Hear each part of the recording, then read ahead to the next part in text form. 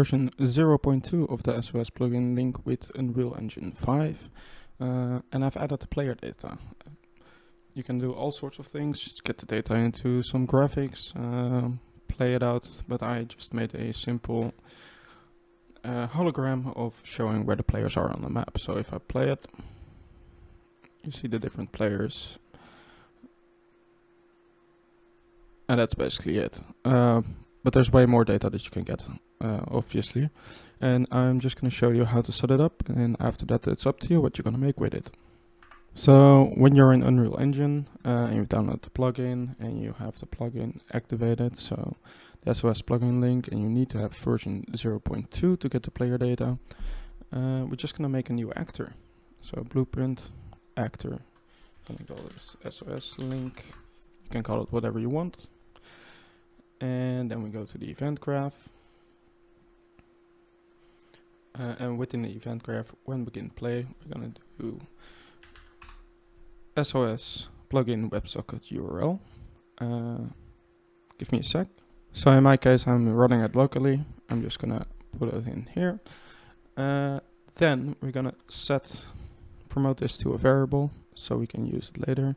Let's call this WebSocket SOS, because it's getting the data from the SOS plugin. Next we're gonna connect, and we're gonna use that, and then we're gonna bind on message received, because every time there is a message received on this WebSocket, we want an event to trigger. So we're gonna event, add event, custom event, and let's call this message received. Alright, and then just to add, if this disconnects, we want to reconnect again. So we're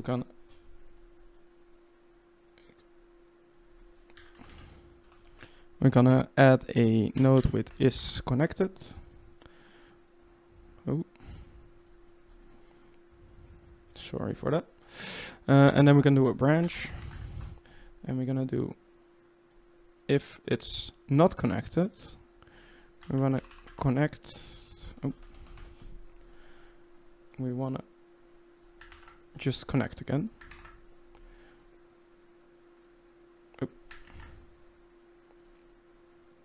So false in this instance, and of course we need to set the same WebSocket.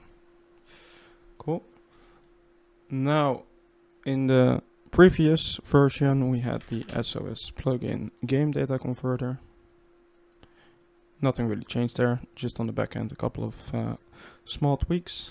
But now also added is the SOS Player Data Converter. So for instance, if we want to fire them together, we're just going to use a sequence.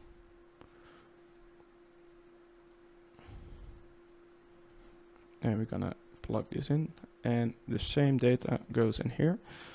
Now important is that this number represents which player in the data it gets. If my memory serves correctly, then the player that joins first will be the first player. So you will never really have an overview of the first three players are going to be blue or orange. So that's why you have this node that will tell you if it's blue or orange. So if it's player 1, it's within an array, so it's going to be 0.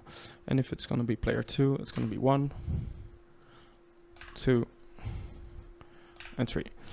If you go higher than the amount of player, doesn't matter, it will just not fire anything within the data. So let's compile.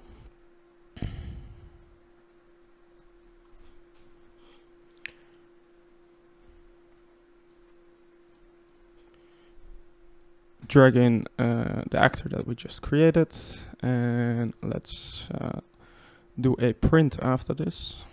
So, print string, and we're gonna do the player name, compile, and I Rocket League in the back. So if we hit play now, the fourth player is Slider. And if we want to know his boosts, compile, play. Then we know how much he has in his boost meter. So let's see if that's correct. And that seems correct. So yeah, all this data is now available. You can do whatever you want. I made a simple hologram thingy. I'm curious what other people are gonna do with it.